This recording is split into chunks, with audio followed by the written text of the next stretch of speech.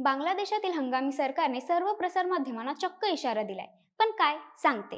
बांगलादेशाच्या माजी पंतप्रधान शेख हसीना यांना 2024 मध्ये बांगलादेशात झालेल्या आंदोलनानंतर देश सोडावा लागला होता.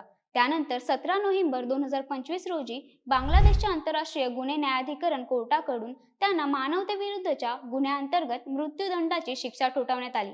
मात्र आता बांगलादेशच्या हंगामी सरकारकडून शेख हसीना यांची भूमिका प्रसिद्ध करण्यावर बंदी घालण्यात आली.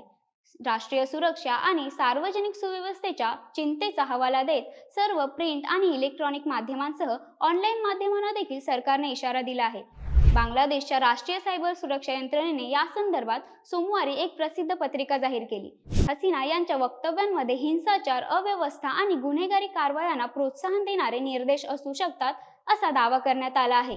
त्याचबरोबर हसीना यांच्या संदर्भात माहिती प्रसिद्ध करण्यासाठी 2 वर्षांपर्यंत तुरुंगवास आणि 10 लाख टाक्यांपर्यंत म्हणजेच भारतीय चलनानुसार अंदाजे 7,23,532 रुपयांची दंडात्मक तरतूद असल्याचे म्हटले आहे.